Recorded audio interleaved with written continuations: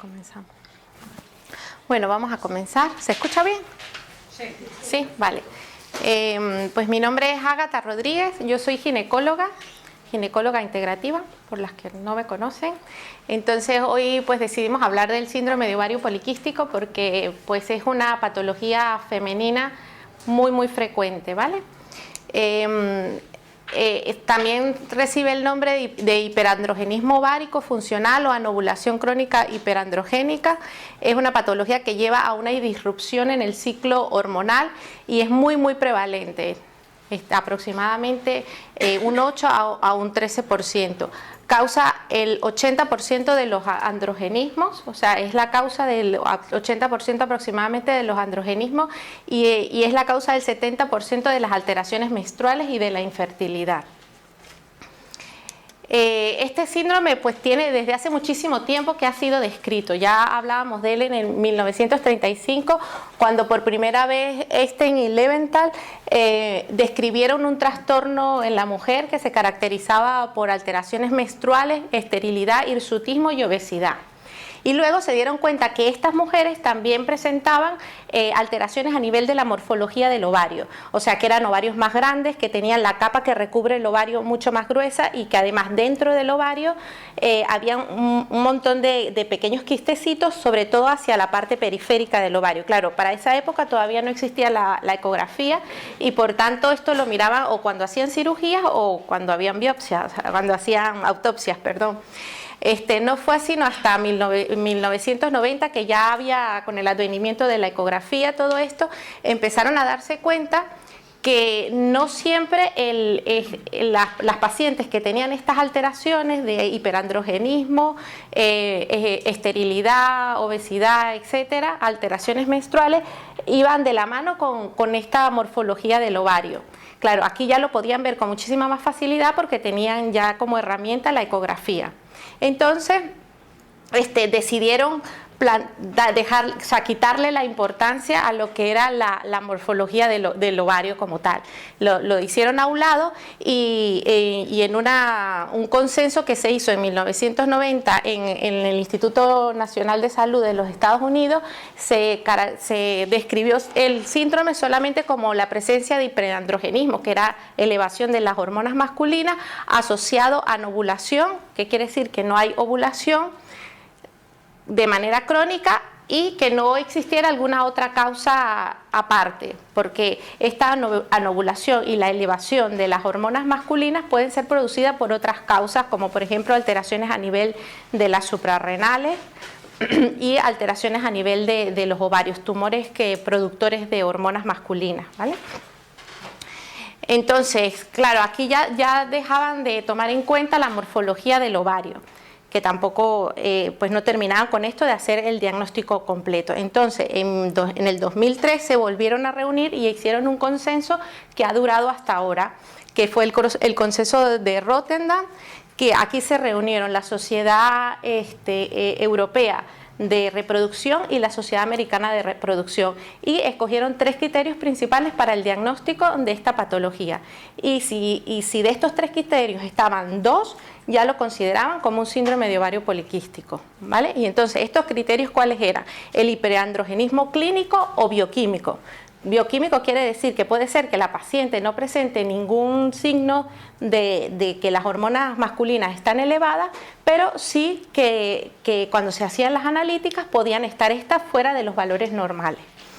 La oligo o anovulación, o sea que puede ser que haya alteraciones de la ovulación, pero no siempre. O sea, puede ser que la paciente tenga periodos menstruales muy largos o que simplemente no le venga la regla, ¿ok? Y la presencia de los quistes en los ovarios, o sea, la morfología poliquística de los ovarios. Entonces, ya con tener 2 de estos criterios ya se consideraba como que tenían el síndrome de ovario poliquístico. Y a partir de esto, entonces, se describieron 4 fenotipos, ¿vale? Que dependiendo de los criterios que iba presentando la paciente, pues se iban caracterizando. El fenotipo A, que es el clásico, donde se ve la oligoovulación, el hiperandrogenismo clínico o del laboratorio y la ecografía compatible con el síndrome de ovario, con el típico ovario poliquístico. Luego tenemos el B, que hay también la oligoovulación, el hiperandrogenismo clínico o de laboratorio. Aquí simplemente está lo más llamativo, pues lo más llamativo de los dos. Luego tenemos el fenotipo C y el fenotipo D, que son los que son un poco más extraños, que aquí, por ejemplo, en el fenotipo C vamos a conseguir que hay un hiperandrogenismo clínico o de laboratorio y está solamente la alteración de la morfología ovárica, pero estas pacientes presentan reglas normales. O sea, puede ser que haya pacientes que tengan acné o que tengan hirsutismo, pero que tengan sus reglas normales.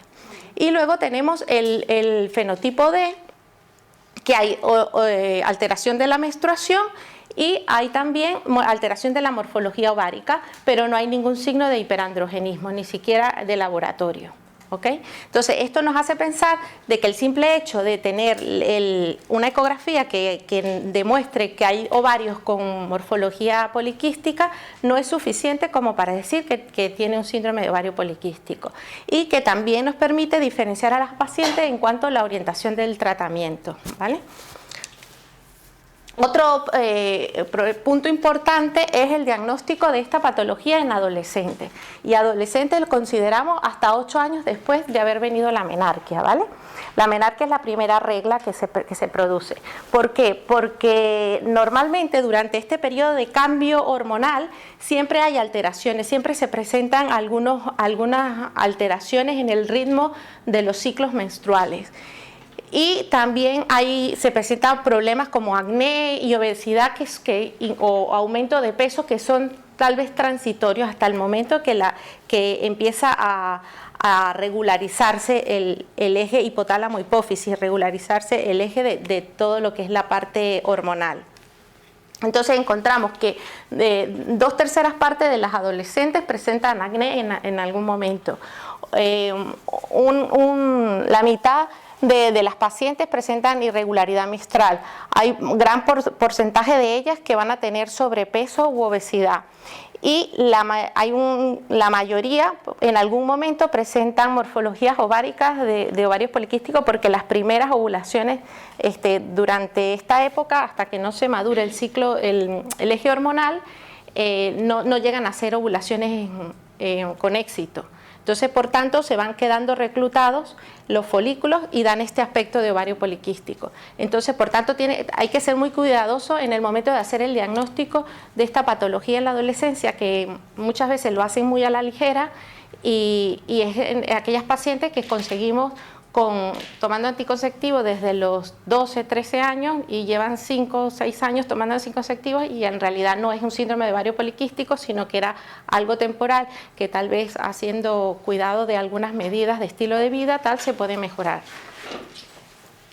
Entonces, los criterios para diagnosticar esto en la adolescencia tiene que ser un androgenismo bioquímico demostrado.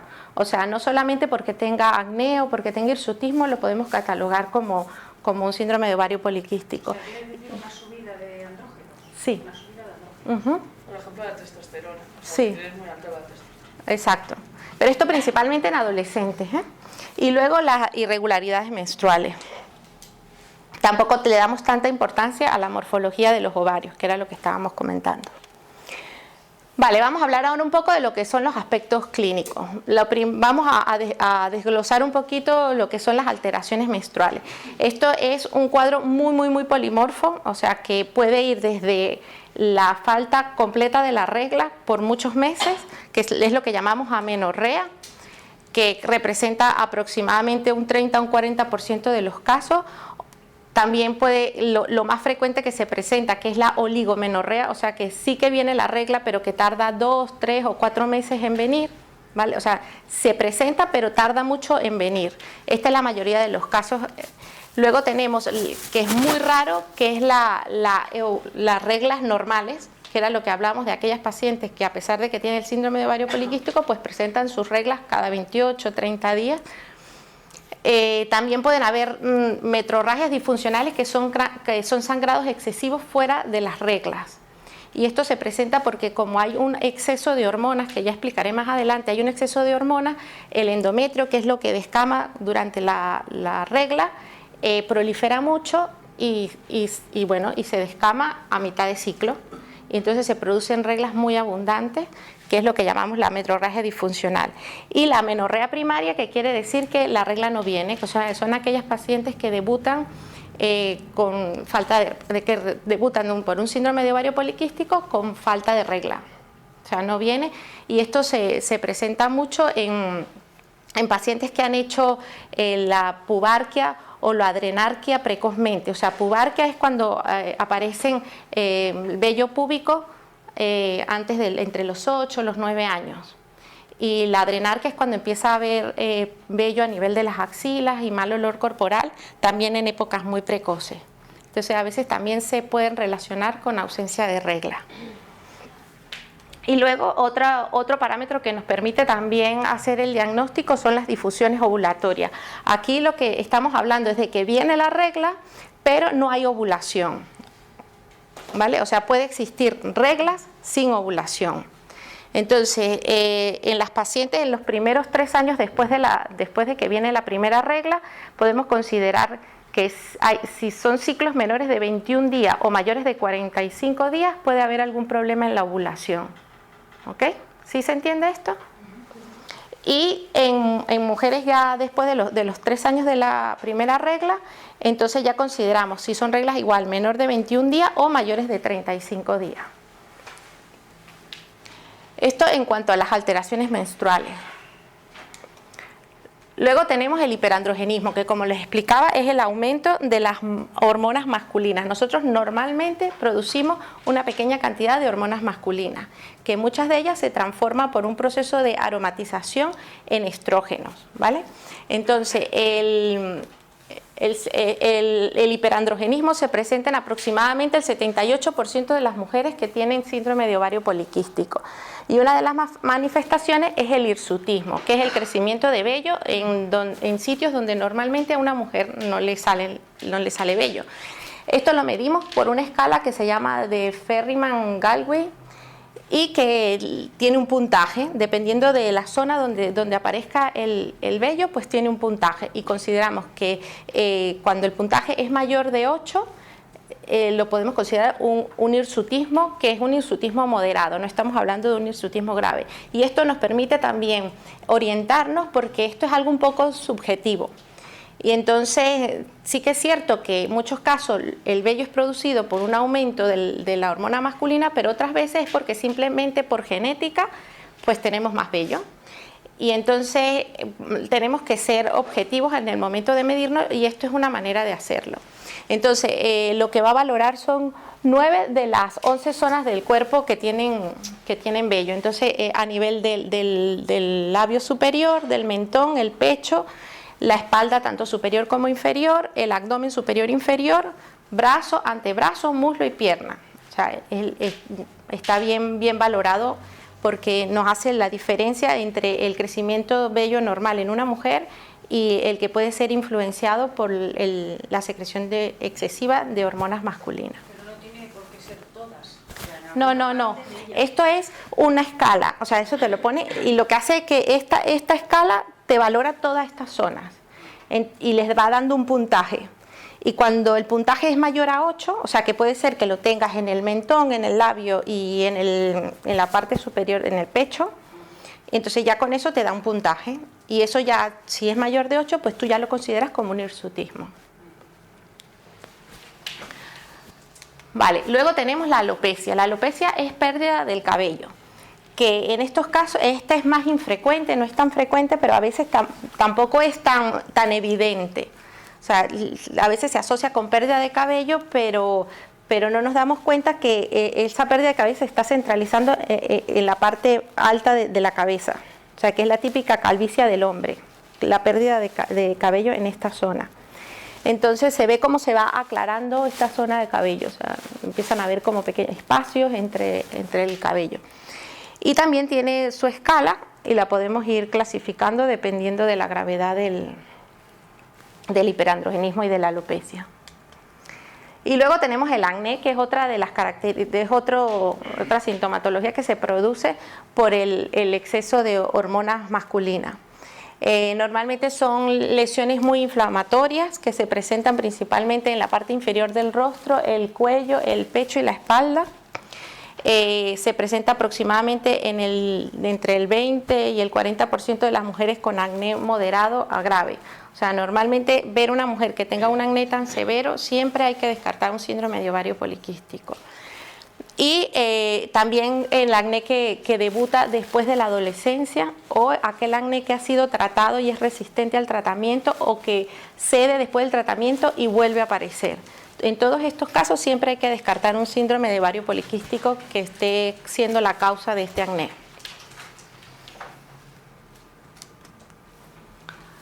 El otro punto importante es el sobrepeso y la obesidad. Es una obesidad muy característica que tiene una forma de, bueno, es el típico cuerpo de manzana, o sea, tenemos el cuerpo en forma de pera y el cuerpo de forma de manzana, o sea, es una obesidad centrípeta que la grasa se acumula en la parte abdominal. Y se presenta en aproximadamente el 60% de las pacientes con síndrome de ovario poliquístico. Se puede descartar con el índice cintura-cadera, que tiene que ser mayor de 0.85.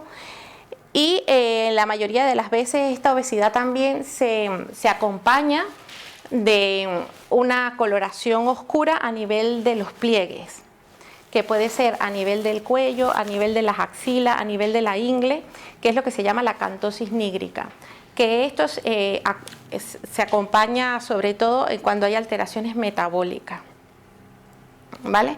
Y está muy relacionado con lo que es el síndrome de resistencia a la insulina, que bueno, que ya lo explicaremos un poquito más adelante. Y también puede haber formación de pequeñas verruguitas, que también es muy frecuente en estas pacientes. Lo presentan sobre todo a nivel de cuello y a nivel de ingle.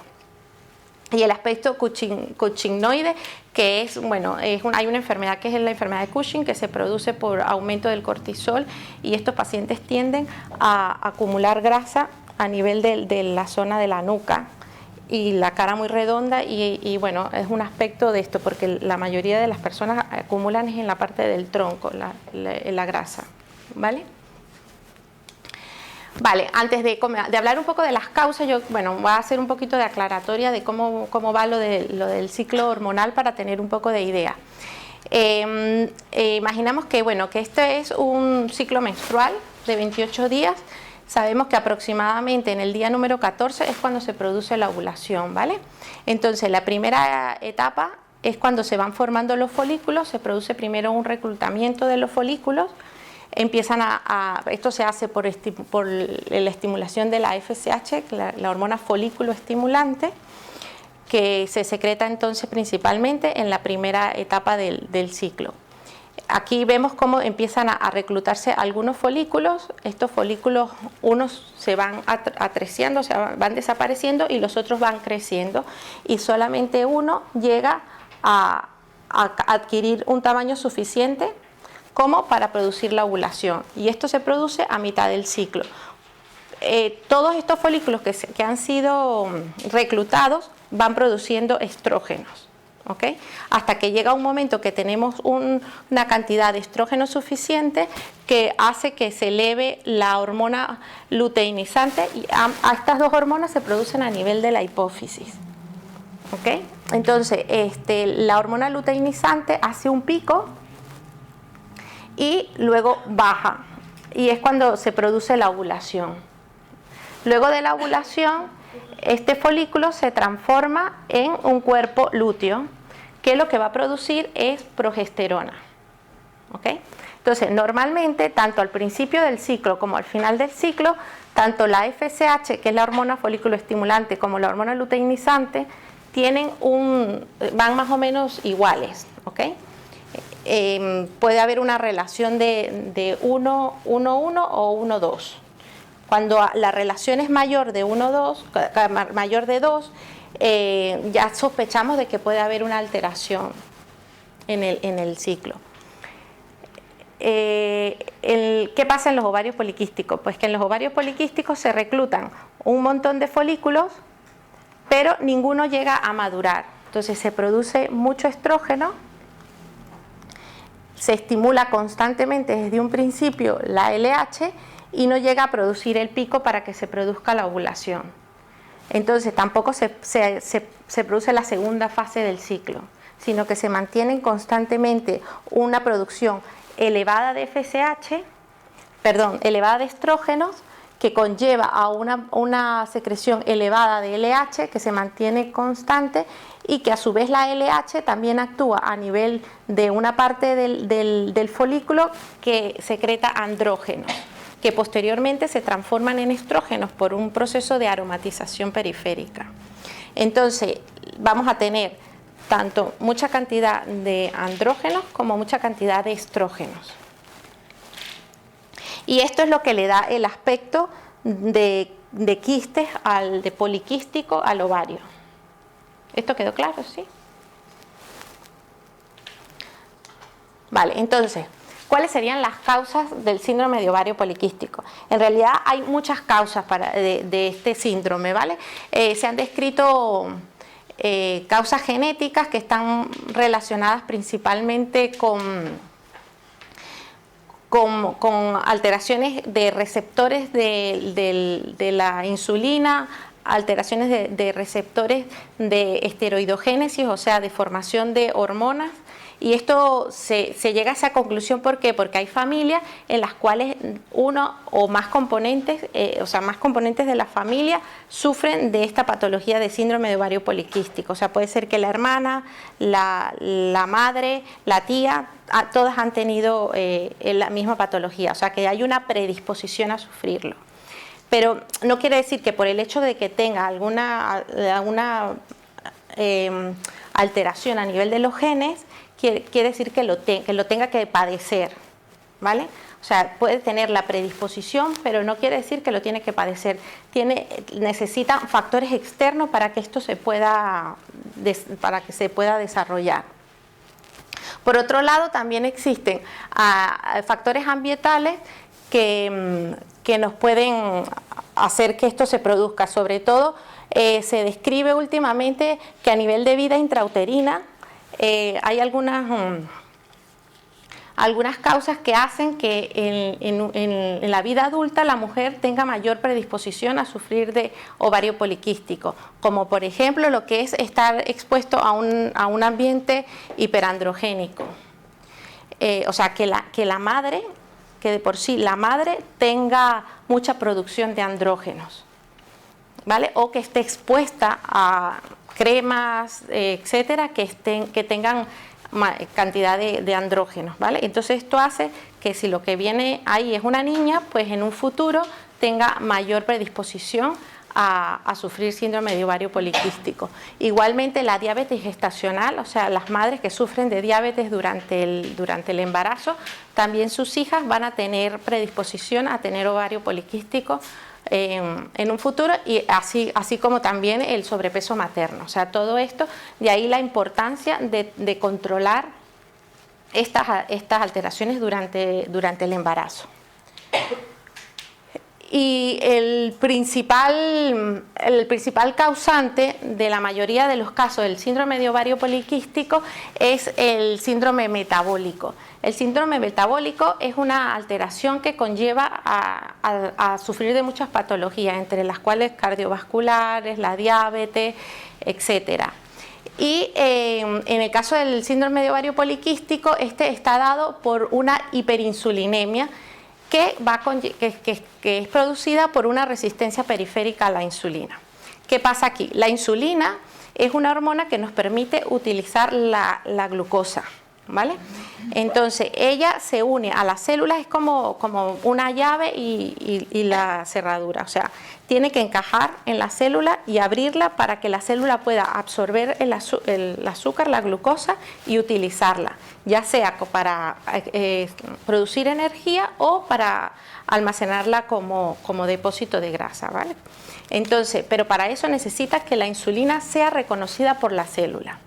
Si la célula no reconoce la insulina, es lo que llamamos resistencia a la insulina, o resistencia periférica a la insulina. O sea, las células que normalmente utilizan la glucosa como no tienen la llave que las abra para que pueda entrar la glucosa, pues no reconocen la llave, no utilizan el azúcar, y el azúcar se queda libre en la sangre. Entonces, ¿qué pasa? Que al haber un aumento de la cantidad de azúcar en la sangre porque no está siendo utilizada por las células, el páncreas, que es el que produce la insulina, responde aumentando nuevamente la cantidad de insulina. Y entonces esa resistencia a la insulina hace que se produzca una hiperinsulinemia. Y la hiperinsulinemia lo que hace es, bueno, a producir alteraciones a nivel de varios órganos que ya lo iremos viendo. Entre esos está el ovario, está el hígado, las suprarrenales. ¿Y por qué se produce este síndrome metabólico? Pues se produce principalmente por una inflamación de bajo grado, que esto cada vez se escucha más y que son muchas las causas que pueden producir una inflamación de bajo grado. Entre estas tenemos pues el estrés, la mala alimentación, el sedentarismo, los hábitos tóxicos, el déficit de vitamina D, que cada vez lo tenemos muchísimo más claro, y la alteración de la microbiota intestinal. Todo esto lo que hace es una inflamación que nuestro cuerpo realmente no lo siente. O sea, es algo que no es como cuando nos damos un golpe y se nos ve la inflamación. No, esto es algo silente y nuestro sistema inmunológico lo va intentando resolver, pero no lo termina de resolver, se transforma en una inflamación crónica. Y nuestro sistema inmunológico pues necesita cada vez más energía para irla eliminando. Y esto se relaciona con lo que es la resistencia periférica a la insulina. Lo que hace es que intenta que la insulina no sea utilizada por el resto de las células para que tenga suficiente, para que el sistema inmunológico pueda afrontar esta inflamación y responde haciendo una resistencia periférica. Eso. A ver, más o menos, tenemos entonces que puede existir o una predisposición genética, como lo habíamos hablado ya, o una obesidad, o síndrome metabólico. Esto va a hacer entonces que se produzca una resistencia a la insulina que va a conllevar a una hiperinsulinemia compensatoria, o sea que el páncreas va a producir mayor cantidad de insulina para poder bajar ese azúcar que no está siendo utilizada, y entonces esto va a producir a nivel del hígado. Se producen unas proteínas que son muy importantes en la parte hormonal. Una de ellas es la proteína transportadora de células de hormonas sexuales. Entonces ellas lo que hacen es que las hormonas no estén libres, sino que se unen a estas proteínas y por tanto no son activas hasta que no llegan al sitio donde deben ser utilizadas. Y por otro lado también hay otra proteína que es muy importante que se une a un factor de crecimiento insulino dependiente, que también hace que este factor no esté produciendo alteraciones en otros sitios, sino que vaya unido a esta proteína. Entonces, cuando hay un aumento de la insulina en el hígado, estas dos proteínas disminuyen su producción.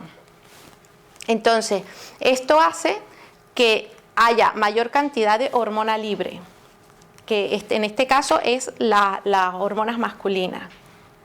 Y también hace que disminuya esta proteína que se va a unir al factor de crecimiento dependiente de insulina, que a nivel de los ovarios, como va a estar más libre porque no está unido a la proteína que lo inhibe, como va a estar más libre, este factor a nivel de los ovarios hace que se produzcan más andrógenos todavía.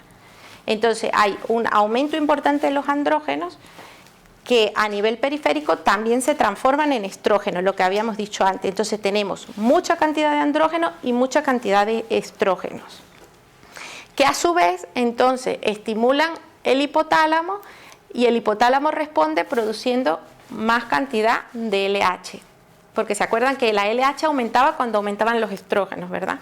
Entonces por eso la LH en el síndrome de ovario poliquístico está alta, porque está constantemente estimulada por los estrógenos, estos excesivos que hay, porque se producen mucho, pero también porque están libres, tienen mayor cantidad porque están libres, porque esta proteína ha disminuido. ¿Sí se queda claro? ¿Hay alguna pregunta con respecto a esto? Antes has dicho que el estrés puede afectar a esto? ¿Y cómo? Ahora más adelante lo tocamos aparte. Pero estas son las hormonas encargadas, digamos. Estas son unas proteínas, a nivel de hígado son unas proteínas. Proteínas. Que son las que se encargan de transportar Exacto. el estrógeno, digamos. Sí, el estrógeno, todas las hormonas sexuales. Todas las hormonas sexuales. Sí, sí. Cuando baja, por lo que yo entiendo, es que quedan libres muchos estrógenos y hormonas que no van encauzadas por su camino, ¿no? Exactamente, perfecto. Pues ¿tú dirías que es la resistencia a la insulina la que causa el síndrome o a la inversa? A ver, en principio pareciera ser que lo primero que aparece, o sea, lo que decíamos, puede ser que haya una predisposición, que simplemente el hecho de exponerte a factores, mala alimentación, pero que igual no puede ser, no es necesario que sea excesivo, haga que se produzca esta insulinoresistencia. O puede ser que sea porque tienes obesidad, tal, y entonces esto haga también Pero sí, en principio es la resistencia periférica a la insulina y la hiperinsulinemia lo que lleva a que se produzca un síndrome de ovario poliquístico. Sería el síndrome de ovario poliquístico una complicación de esto. ¿Y la diabetes tipo 1 entonces no estaría en este paso? La diabetes tipo 1 no, la 2 sí. La diabetes tipo 1 no, porque la diabetes tipo 1 es una alteración a nivel del páncreas en la producción de insulina, es distinto. En cambio, la diabetes tipo 2 es... si esto se mantiene con el tiempo, pues las personas que tienen resistencia periférica a la insulina llegarían a tener una diabetes tipo 2 en un futuro. ¿Se puede producir entonces el síndrome teniendo bajos los estrógenos? ¿Es normal tener altos los andrógenos y bajos los estrógenos? En principio no, casi siempre van de la mano que van los dos altos, por lo que te comentaba. Normalmente cuando están los andrógenos altos, normalmente hay una transformación de andrógeno a estrógeno. Mientras más andrógenos hay, pues hay más transformación a estrógeno. Entonces, normalmente estas pacientes también van con un aumento de los estrógenos. Tienen las dos hormonas elevadas. Vale, pues continuamos. Otro tema importante también es cierto, y lo habrán visto que no todas las pacientes con síndrome de ovario poliquístico tienen obesidad. Habíamos hablado que había un 60% aproximadamente. Y también es cierto que la fisiopatología, o sea, cómo se produce este síndrome es distinto también. Entonces, en las mujeres obesas vamos a tener mayor resistencia periférica a la insulina, por tanto va a haber mayor andrógeno y van a estar más bajos las proteínas transportadoras. En cambio, en la mujer delgada va a estar más relacionado con alteraciones a nivel del eje hipotálamo hipófisis. Casi siempre estas se relacionan más con alteraciones genéticas. O sea, que tal vez con un pequeño factor predisponente ya es suficiente para ellas desarrollar un síndrome de ovario poliquístico. Entonces, sí que es cierto que hay veces que uno lo ve en las consultas, que hay mujeres que tienen una obesidad importante y no tienen un síndrome de ovario poliquístico y bueno, tienen sus reglas normales, no tienen hirsutismo, nada. Y hay mujeres muy delgadas, pero que con un acné muy importante, con hirsutismo, todo esto. Y esto es porque existe una predisposición. Y casi siempre estas pacientes tienen algún familiar que también ha tenido el mismo problema, o inclusive si uno se va más atrás y pregunta cómo ha sido el embarazo, o sea, cómo fue su embarazo, de donde ella nació, hay algún factor de riesgo también, o la madre tuvo diabetes en el embarazo, o cualquier otra patología que haya predispuesto y por tanto el abordaje terapéutico también es distinto. Vale, entonces, ¿a qué nos puede llevar si persiste? ¿Por qué es importante tratar el síndrome de ovario poliquístico? ¿Por qué es tan importante? O sea, no es solamente por estética, porque haya hirsutismo, acné, todo esto, sino también porque nos puede llevar a enfermedades importantes como la diabetes tipo 2, lo que estábamos comentando, infertilidad, que es muy frecuente, hipertensión arterial, porque ya está relacionada con un síndrome metabólico, enfermedad cardiovascular, diabetes gestacional, que sí que es cierto que las mujeres que han tenido ovario poliquístico con resistencia periférica a la insulina también en el momento que quedan embarazadas tienen más predisposición a hacer una diabetes gestacional. El cáncer de endometrio, que era lo que comentaba al principio, que habían pacientes que tenían un sangrado a mitad de ciclo, importante, que era porque el endometrio se ponía muy grueso. Este endometrio, si se mantiene expuesto por mucho tiempo a hormonas, puede llegar a tener o tiene más predisposición a tener un cáncer de endometrio en un futuro. Por eso este síndrome se tiene que corregir. O sea, no se puede dejar pasar los años y no corregirlo, porque en un futuro pues puede traer complicaciones. Y luego el cáncer de mama, pues simplemente al tener un aumento de hormonas constante, sabemos que el cáncer de mama es un cáncer hormonodependiente, entonces también pues tienen más predisposición a sufrirlo. En cuanto al tratamiento, esto es el tratamiento clásico, ¿no? Creo que se ve muy mal esta diapositiva, ¿no? Bueno, es el tratamiento clásico del síndrome de ovario poliquístico, ¿vale?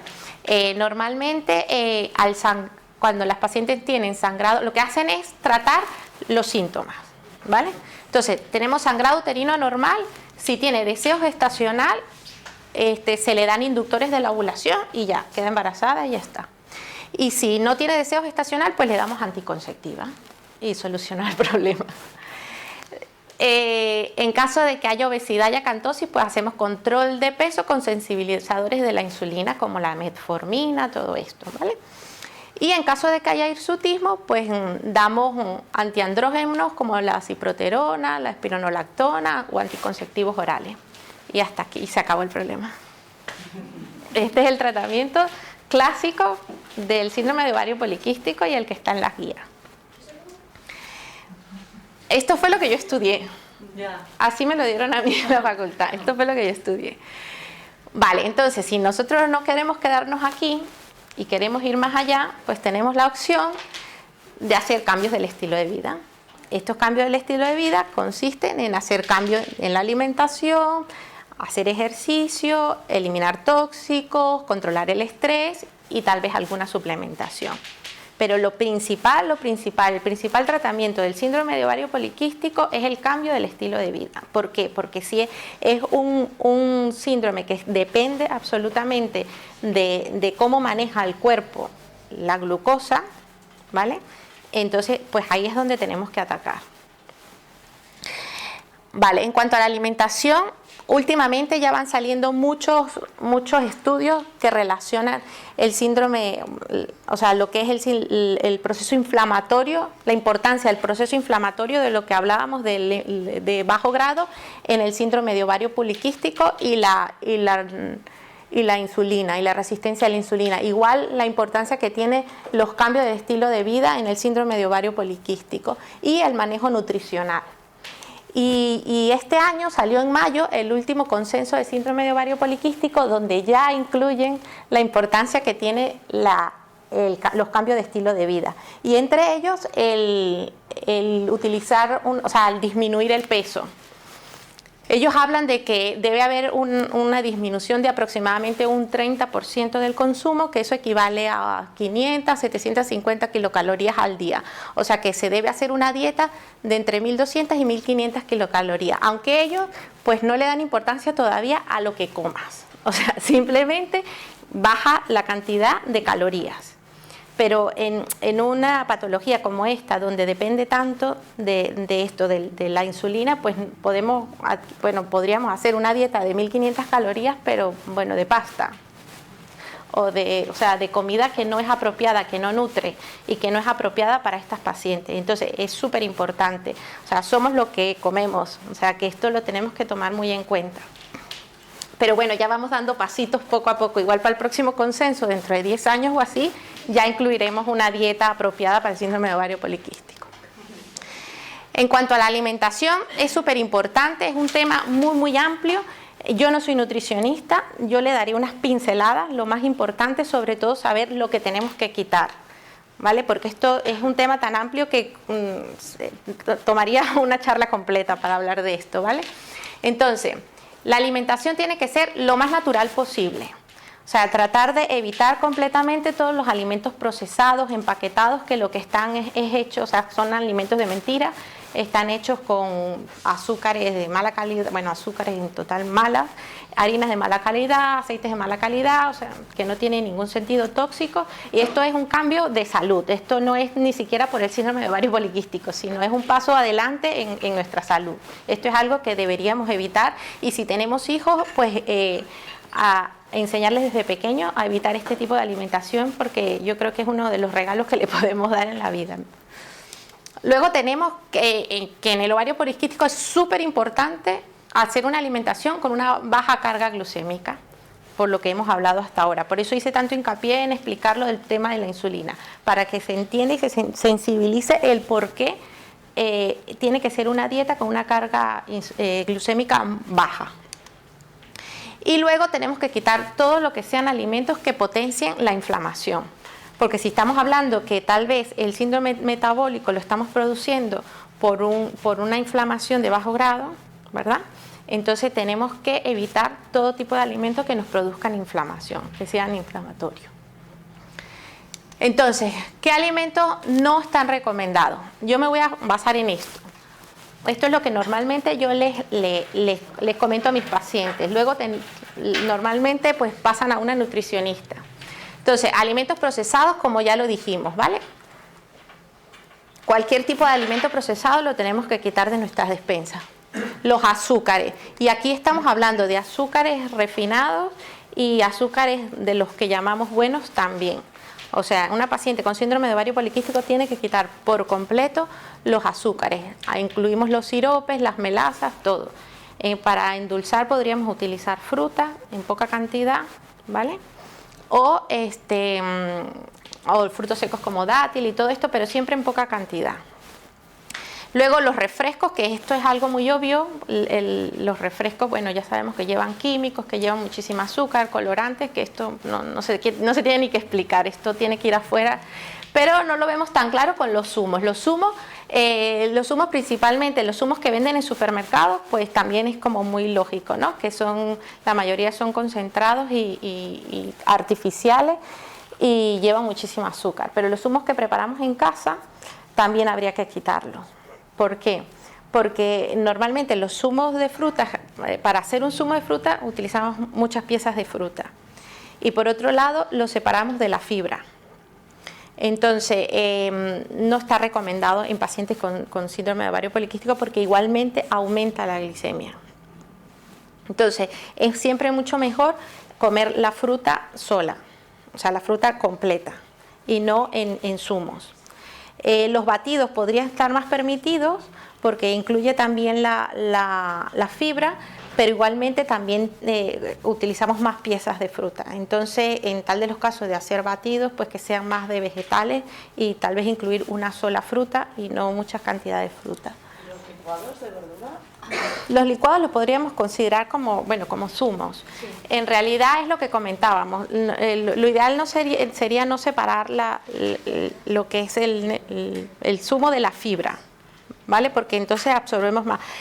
Si se quiere preparar este tipo de licuados, que sea con mucho más vegetal que fruta. O sea, tal vez usar una sola pieza de fruta ya como para darle el gusto y ya. Luego tenemos el trigo y los derivados. Todo lo que es trigo y todos sus derivados también deberían ir afuera de la dieta. Yo sé que esto no es una dieta muy fácil de hacer. Y otro punto es que no es cuestión de hablar de una dieta como tal, porque cuando hablamos de dieta es algo temporal. O sea, es algo de que lo comienzo hoy, lo finalizo tal día y ya con eso he conseguido lo que quiero. En este caso no es así. En este caso es un cambio de alimentación que se tiene que profundizar, interiorizar y saber por qué se hace. Y no hacerlo a corto plazo, sino estos son cambios que se ven a largo plazo. Entonces se tiene que buscar la manera de hacerlo, que se le haga fácil del día a día. Porque si no, ¿qué pasa? Que si existe una predisposición a hacer ovario poliquístico, puede ser que en 4 o 5 meses la paciente ya se sienta bien y sus reglas empiezan a venir cada mes, tal, perfecto. Pero en el momento que vuelva otra vez a caer, a comer mal, tal, pues volverá a tener otra vez el mismo problema, porque ya hay una predisposición. Entonces la legumbre se refiere a la soja ¿O legumbres en sí? Las legumbres en general tienen lectinas y esto es una proteína inflamatoria. A ver, las legumbres en un principio, sobre todo dependiendo de la paciente, a ver, esto como veíamos que hay mucha variedad en el síndrome, hay unas que tienen mayor problemas que otras. Entonces, esto lo tenemos que ir haciéndolo un poco a la carta, ¿vale? Las legumbres en principio, si llevan un buen tratamiento, se lavan bien, tal, o inclusive germinados, todo esto se podrían consumir. Pero en un principio las pacientes con síndrome de ovario poliquístico, hablando de la que tiene la más común, que es la que tiene el síndrome metabólico con la insulina alta, tal, lo quitaría. Yo en un principio lo quitaría. Ya más adelante ya se pueden ir incluyendo, pero en un principio lo quitaría. La soja sí que es cierto que la eliminaría por completo, porque aparte de que tiene muchas lectinas, también es un fitoestrógeno y entonces nos aumentaría también la cantidad hormonal. Entonces, por tanto, la soja y sus derivados la quitaríamos por completo. Igualmente los lácteos, sobre todo se quitarían en general todos, pero en caso de no poder, de que la paciente quisiera alguno, dejaríamos la de oveja y cabra, que la proteína que tiene es un poquito más semejante a la nuestra. Pero también es un alimento que es muy, muy inflamatorio también. Y también tiene una carga glicémica muy alta. Y inclusive si habláramos de la... ¿Qué? Glucémica, sí. Que si habláramos inclusive de los lácteos sin lactosa, igual también tenemos el problema de la proteína, de la caseína, que también es muy inflamatoria. Que es la proteína, digamos. Que no exacto. Es la grasa. Luego tenemos, bueno, las grasas de mala calidad, como los hidrogenados, los trans, los aceites vegetales, que sabemos que que son omega 6 en cantidad y que tampoco nos interesa porque son proinflamatorios. Y el alcohol, que también, pues eso, tiene una carga glucémica altísima y también es muy inflamatorio. Entonces, esto sería como la base principal. Todo lo demás lo podríamos incluir en la dieta, pero en principio sería esto. Por eso es que, por eso Todos los lácteos, pero lo han vendido ya como un negocio. Sí. Estamos acostumbrados a lácteos. Sí, sí. ¿Quién me iba a preguntar? A ver, sí, los cereales en general igual, las pacientes en estos casos deberíamos eliminarlos por lo menos en un principio, pero luego podríamos ir incluyendo los que tienen menor índice glucémico, como por ejemplo el trigo sarraceno, inclusive la quinoa, el mijo podría ser, pero en un principio, por lo menos los primeros meses, y volvemos a lo mismo, depende del paciente, o sea, no a todos le podemos hacer, o sea, no es un protocolo. Es ir adaptándolo dependiendo del paciente. Pero esto, un poco, cuando tienes candidiasis, esto es un poco también la dieta que tienes que hacer. Sí, pero por ejemplo, cuando tienes candidiasis, podrías comer legumbres.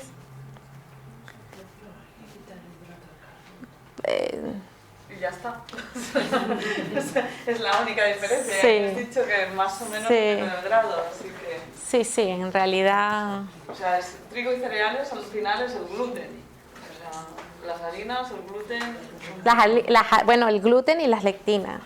Y a veces... a mí, por ejemplo, lo de los ovarios poliquísticos me sale y me va según la dieta. Y cuando hago la dieta de las cándidas... desaparece también. Desaparecen.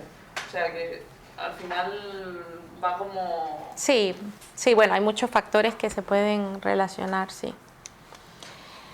Bueno, el ejercicio es otro de los pilares fundamentales de nuestra salud, o sea, definitivamente pues hay que hacer ejercicio, hay que moverse, y en el caso de las pacientes con síndrome de ovario poliquístico es súper importante, porque el músculo es uno de los tejidos más sensibles a la insulina para poder aprovechar el azúcar, o sea, la glucosa, y transformarlo en energía.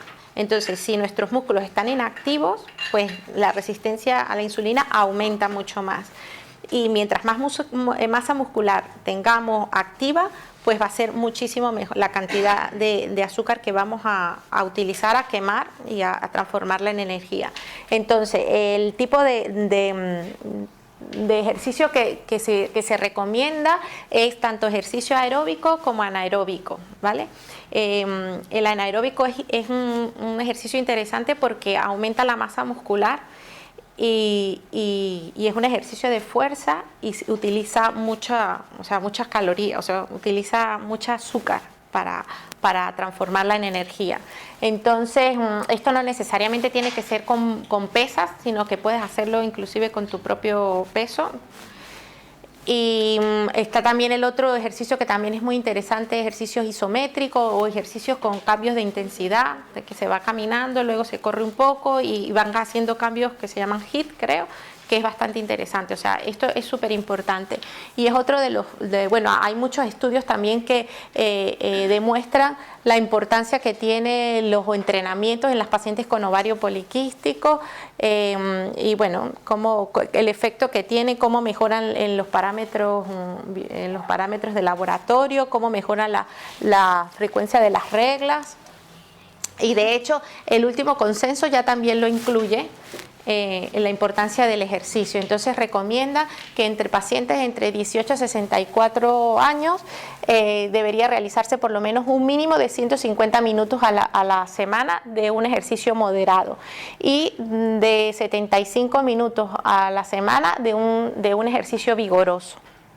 Y luego que en las adolescentes deberían realizar por lo menos una hora de ejercicio moderado a vigoroso 3 veces por semana. Y que normalmente en nuestra actividad diaria deberían hacerse por lo menos 10 minutos de actividad, de caminar, todo esto, o sea, no estar sentado constantemente porque esto, pues claro, empeora. Ahora vamos a hablar del estrés, que me estaban preguntando del estrés. Pues el estrés es otro factor que tenemos que tener en cuenta que es muy importante. El estrés lo podríamos conceptualizar como en aquella situación en la cual las demandas externas y las demandas internas superan nuestra capacidad de respuesta. El estrés en realidad es algo bueno, es algo beneficioso para nosotros. Si nuestro cuerpo, o sea, si nosotros no reaccionáramos al estrés, nos moriríamos, no tendríamos ninguna... Vendría un león a comernos y nosotros ahí, venga, cómeme. O sea, es la manera de defendernos. El problema es que cuando nosotros estamos sometidos a un estrés, en nuestro cuerpo se enciende un montón de alarmas. Nos dan taquicardia, empezamos a hiperventilar, intentamos correr, o sea, todo esto en un momento puntual está súper bien. Pero así como físicamente nosotros vemos que hay manifestaciones que sentimos cómo reaccionamos ante un estrés, metabólicamente pasa lo mismo. Metabólicamente nuestro cuerpo empieza a hacer cambios para poder responder a esa demanda extrema en un momento de apuro. Y es lo que decía, si esto sucede en un momento para huir de algo, para responder en algún momento, es genial. Pero cuando este estrés se transforma en algo crónico, se va a transformar en un proceso inflamatorio. En un proceso inflamatorio de bajo grado. Porque estamos constantemente exigiéndole a nuestro cuerpo, demandándole como si estuviéramos constantemente en amenaza. ¿Vale? Y entonces, entre los cambios metabólicos que tenemos, hay mayor catabolismo proteico, hay una hiperglucemia que va a estar dada por aumento del cortisol. El cortisol, que es la hormona de estrés, hace que aumente la cantidad de azúcar en nuestra sangre. ¿Por qué? Porque necesitamos energía para salir corriendo y huir de lo que nos está produciendo una alarma. Y entonces eso hace que aumente la cantidad de azúcar en nuestro cuerpo y por tanto la insulina aumenta para compensar ese azúcar que no se está utilizando, porque claro, nosotros estamos estresados, pero igual estamos estresados sentados en nuestro despacho. No estamos corriendo y no estamos quemando esa cantidad de azúcar que se está produciendo. Entonces, ¿qué pasa? Que hay una hiperinsulinemia compensatoria, o sea, aumenta la cantidad de insulina para ver cómo bajamos esa cantidad de azúcar y entonces no entra a los tejidos y se produce la resistencia periférica, etcétera, etcétera, etcétera. Entonces se desencadena todo aquello que ya lo habíamos explicado. Entonces el estrés también es súper importante y debe ser controlado en estas pacientes con ovario poliquístico. Tenemos que mirarlo como un todo.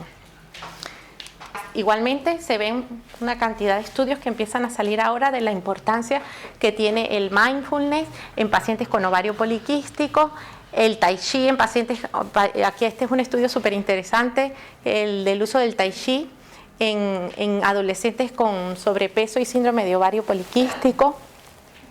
Otro sobre el mindfulness y el yoga en pacientes con ovario poliquístico. Se empieza a ver cómo al disminuir ese estrés también va disminuyendo la inflamación y hay mejor disminuyen los parámetros de insulina, etcétera.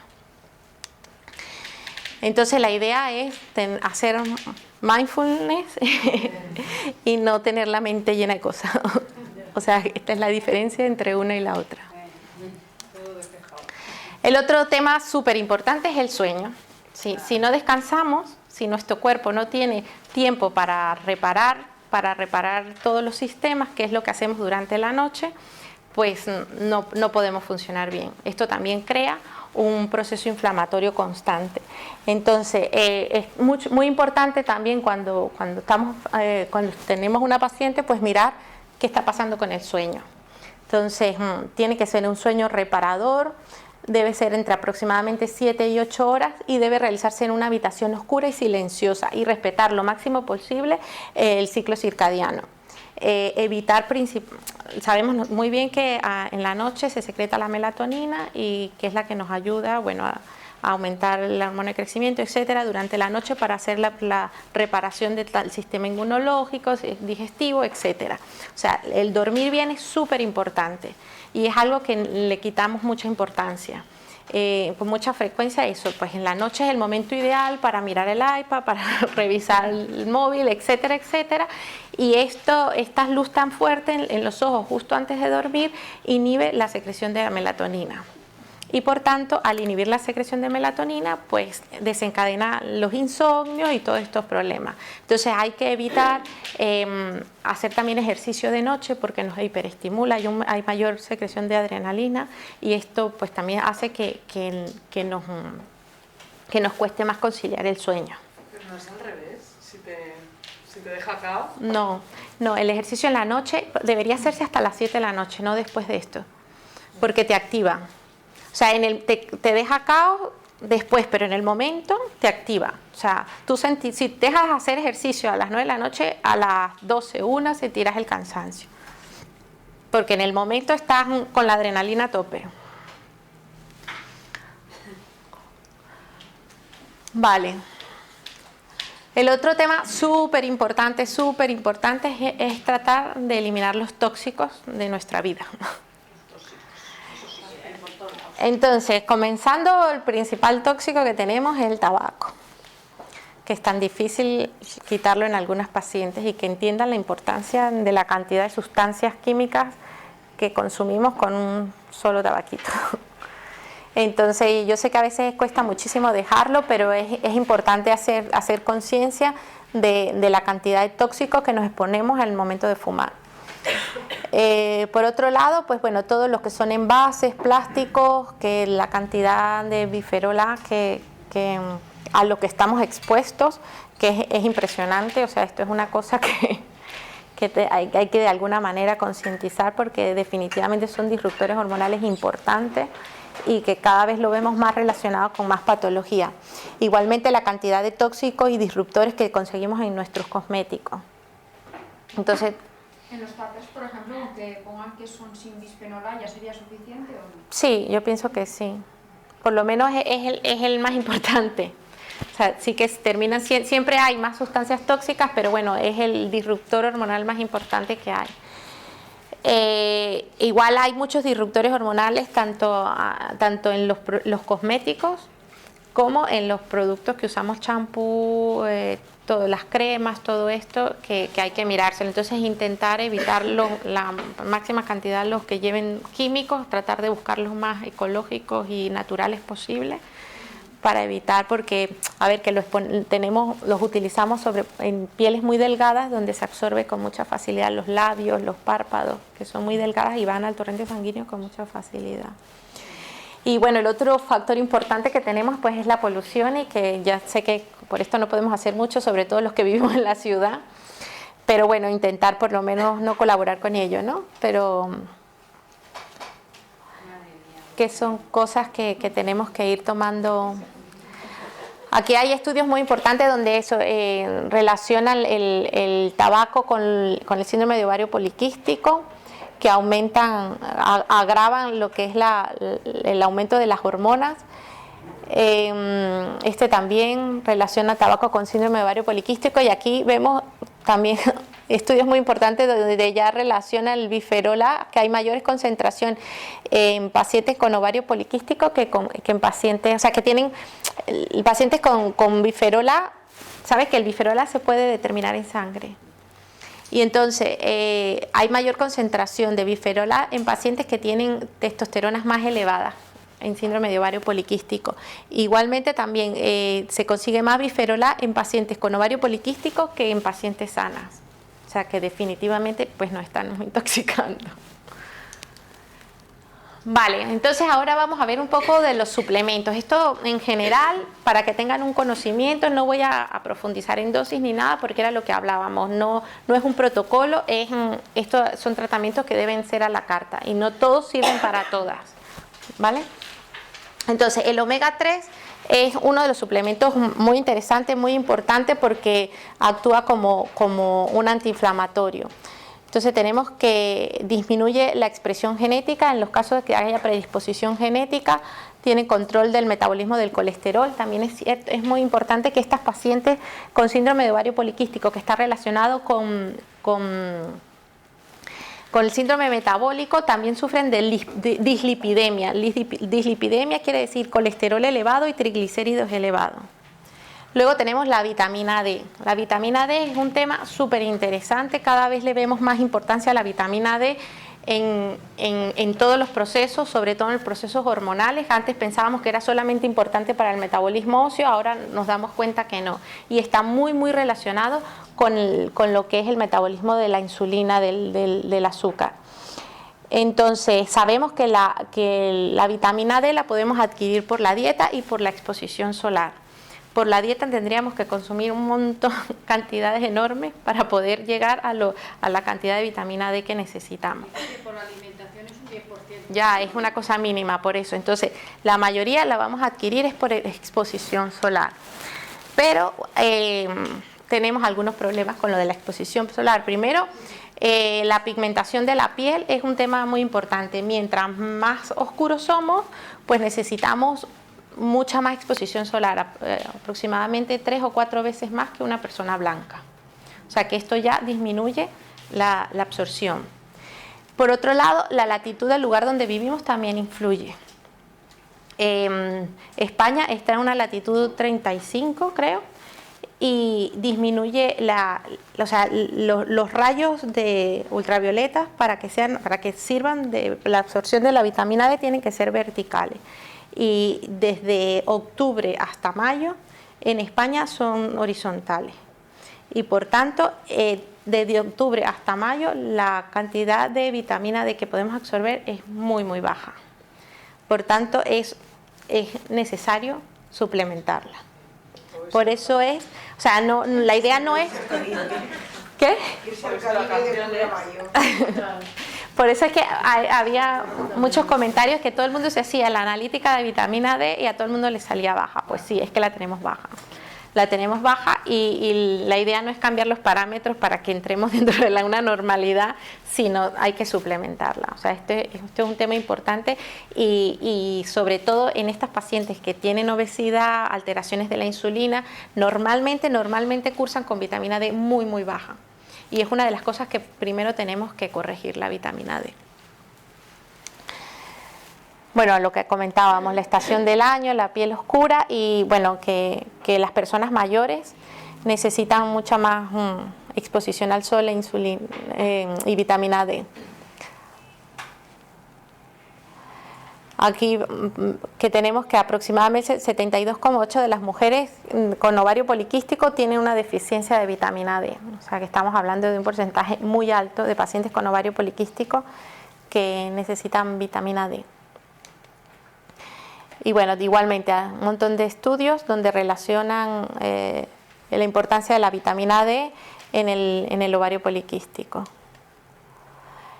El inositol es otro suplemento muy importante, forma parte del grupo de las vitaminas B, la llamada vitamina B8, y actúa en lo que es la señalización del uso de la insulina, de los receptores de insulina. Por eso es tan importante. Entonces tiene una función importante en los ovarios poliquísticos. Produce cambios a nivel hormonal, mejora la irregularidad menstrual y mejora la infertilidad. Se usa mucho en los pacientes con ovario poliquístico con infertilidad, o sea que están buscando embarazo y no pueden quedar porque no se produce la ovulación. Entonces al mejorar la resistencia periférica a la insulina, también mejora a nivel del ovario aquel factor insulino dependiente que habíamos comentado, y el ovario también empieza como a mejorar su funcionalismo. Entonces se está usando ahora muchísimo. De hecho hay muchos suplementos para la infertilidad que... ¿Cómo? Que es un suplemento, ¿no? Digamos. Sí, es un suplemento, pero actualmente se utiliza mucho, algunos lo habrán escuchado seguro, hay muchas marcas comerciales que usan el inositol como tratamiento para la infertilidad. Reduce los niveles de andrógeno, lo que le estaba comentando ahorita, testosterona y la androstenediona, corrige la relación FSH-LH, que también habíamos dicho que mientras más estrógenos y andrógenos hay, aumenta la LH, pues al disminuir esto, se corrige la relación que debería ser 1:1 o menos de 2. Y mejorar, bueno, la resistencia periférica a la insulina. Igualmente un montón de estudios que lo relacionan con el síndrome de ovario poliquístico. La berberina es una planta, un alcaloide que se encuentra principalmente en una planta que se llama Berberis vulgaris. Es una planta súper interesante porque tiene una acción muy parecida a los hipoglicemiantes que utilizamos de farmacia, o sea, los químicos. Normalmente el que más se utiliza es la metformina.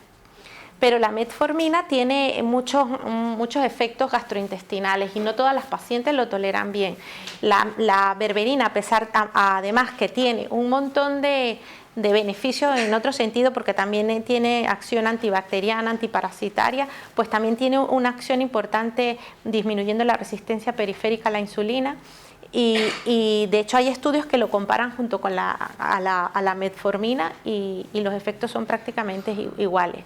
O sea que es muy útil, es un suplemento bastante importante para las pacientes con ovario poliquístico que cursan con resistencia periférica a la insulina. Entonces hay aumento de las proteínas transportadoras, por lo que hablábamos que actúan a nivel de hígado, mejora la sensibilidad a la insulina, hay mayor tasa de ovulación y mejora el perfil lipídico también. Y aquí ves la relación con la metformina y en realidad tiene bastante utilidad. El cromo también es bastante interesante porque tiene una acción, es un cofactor en lo que es la tolerancia a la glucosa. También actúa en el metabolismo de los azúcares. Esto lo llamamos un mineral traza porque se utiliza muy poca cantidad, o sea, nuestro cuerpo lo necesita, pero en muy poca cantidad. Y está disponible en algunos alimentos, como los podemos ver aquí, pero bueno, que es importante en lo que es todo el metabolismo de los glúcidos. Y participa también en el metabolismo del colesterol y en el metabolismo de los ácidos nucleicos, que bueno, son los ácidos. Mejora el metabolismo de la glucosa, mejora el riesgo cardiovascular y mejora los resultados de la resistencia a la insulina en individuos obesos. Esto también igual, son herramientas que tenemos, pero que depende del perfil que tengamos de pacientes, lo vamos a utilizar o no. Igual también el picolonato de cromo, también lo relacionan con la metformina, hacen estudios en comparación con la metformina y la importancia que tiene tanto en la diabetes como en el síndrome de ovario poliquístico. Y bueno, el Vitex agnus castus, que segurísimo la mayoría lo han escuchado alguna vez, es muy famoso. también funciona muy bien, es un regulador hormonal, también tiene una acción antiandrogénica y actúa también mejorando los niveles de prolactina, que es la prolactina a veces también tiende a estar elevada en las pacientes con síndrome de ovario poliquístico. La prolactina es la hormona que secretamos cuando estamos dando a amamantar. Pero también es la hormona de estrés, o sea, a veces también se eleva cuando vamos muy estresados y bueno, este suplemento también responde muy bien a las pacientes cuando tienen elevada la prolactina. También es cierto que cuando la prolactina está elevada no se produce ovulación y se puede ir la regla. Es lo que nos pasa cuando estamos dando pecho, que se nos desaparece la regla, pues lo mismo. Igual también el uso hay muchos estudios que relacionan el uso del Vites Agnus Castus, que hay muchos suplementos, pero en farmacia venden uno que se llama Dismegin, no sé si alguna lo habrá. Dismegin, sí. Vale, y aquí vemos un grupo de plantas, de suplementos, etcétera, que tienen un efecto sobre todo antiandrogénico, que ayudan a mejorar todos aquellos efectos de la elevación de las hormonas masculinas, como el acné, tal. Y entonces tenemos el reishi, el té verde, que cuidado, que por ahí anda un artículo diciendo que alguien se cargó el hígado tomando té verde. La menta, la simicifuga, el Vitex y el saulpalmeto, que también tiene un efecto antiandrogénico bastante importante. Y bueno, ¿qué le podemos ofrecer entonces desde la ginecología integrativa a las pacientes con ovario poliquístico? Sobre todo hacer un asesoramiento nutricional y de estilo de vida, principalmente para que entiendan la importancia de conocer el metabolismo de su cuerpo, de cómo su cuerpo procesa la alimentación. Desintoxicar el organismo, reducir la inflamación y la pérdida de grasa corporal, regular los ciclos menstruales con tratamientos naturales que sean respetuosos para su cuerpo, reducir el impacto de los andrógenos causantes del acné, hirsutismo, alopecia, con un apoyo nutricional y fitoterápico. O sea, intentar hacerlo lo más natural posible, evitando sobrecargar nuestro cuerpo de hormonas, que es lo que normalmente hacemos, y buscando la raíz del problema y no tratando de ir poniendo tiritas a todos los síntomas que van apareciendo. Y bueno, aquí tienen el cambio, ahora a ver quién cambia.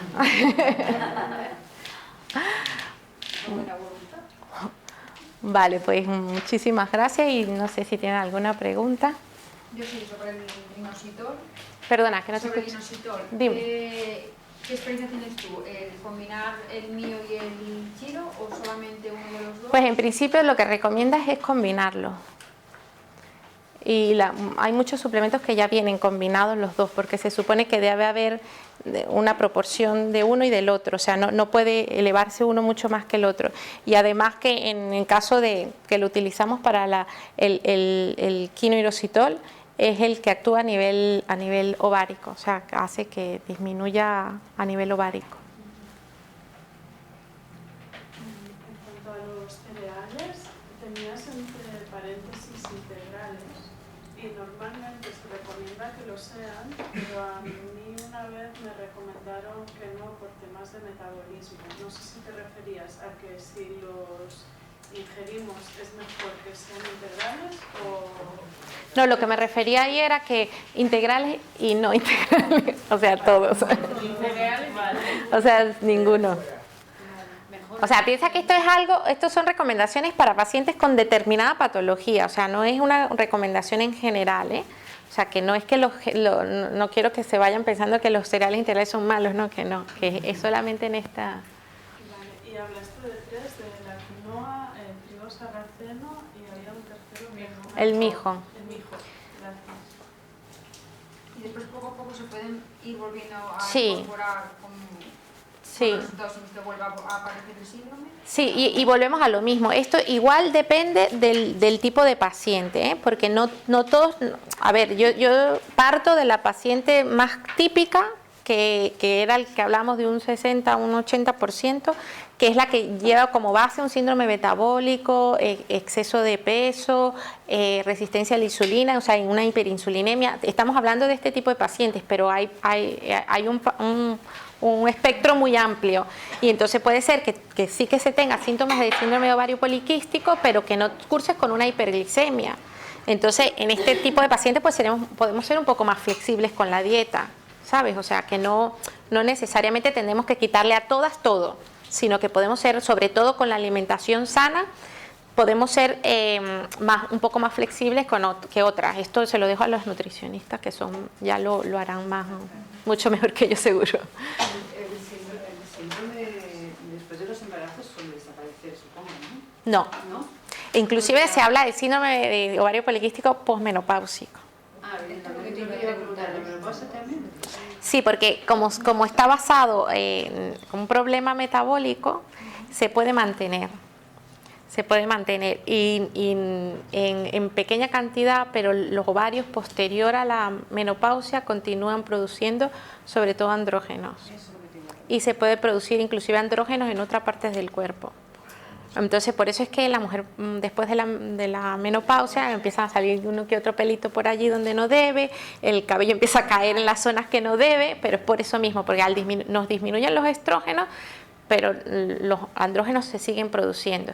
Entonces, se puede hablar todavía de síndrome de ovario poliquístico posmenopausia. Sí, no nos salvamos, ¿no? Perdona, al principio dijiste que había síntomas que por un momento podrías pensar que es síndrome de ovario poliquístico, pero que a lo mejor no era y que tenía que ver con las suprarrenales.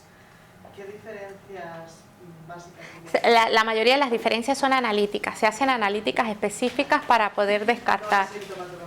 No, a ver, la mayoría de las veces cuando hay de este tipo de síndromes que no están relacionados tienen un efecto androgénico muchísimo más, o sea, hay mayor hirsutismo, igual se relaciona con una alopecia más profunda, un acné mucho más bestia, o sea pero que la mayoría son parámetros bioquímicos, son analíticas lo que hacemos.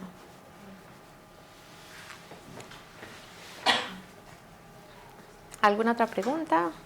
¿Y serviría para el hirsutismo después de la menopausia? ¿Servirían las mismas recomendaciones? O sea, lo que sea de tomar medicación. Bueno, sobre todo la alimentación, el ejercicio, eso es lo que más, porque siempre que se mantiene un síndrome de ovario poliquístico, entre comillas, posmenopáusico, es porque está relacionado a un síndrome metabólico. Y entonces esto va a traer problemas cardiovasculares, etcétera. Entonces, sobre todo es el estilo, la parte del estilo de vida, todo esto es lo que hay que cambiar. Está muy interesante. Bueno, pues me alegro.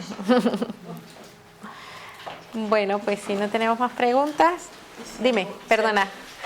Si anulamos todos estos diagnósticos y aún existe el ovario poliquístico, ¿por dónde hay que seguir ¿Cómo si anulamos todo? Sí, ni problemas de insulina, ni de hormonal, o sea, elimina todas las causas. Bueno, de mi hija. Y aún siguen buscando por qué. A ver, lo que comentamos al principio, o sea, no puede haber una predisposición genética simplemente, y entonces este tipo de pacientes lo que tienen es una alteración a nivel de la hipófisis, o sea que, y a nivel de hipotálamo también, o sea, hay veces que normalmente la LH se secreta a un ritmo determinado y empieza a tener pulsaciones un poquito más rápidas, y entonces pero esto se puede también solucionar.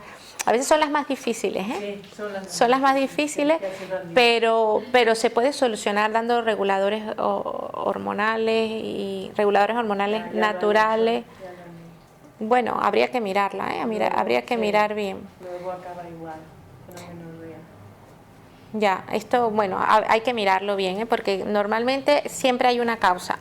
Sí que es cierto que las pacientes con ovario poliquístico, delgadas, que son muy androgénicas, hacen ejercicio tal, son las más difíciles de tratar, pero se terminan corrigiendo, se terminan corrigiendo porque siempre, a pesar de que hay una predisposición, siempre hay una causa.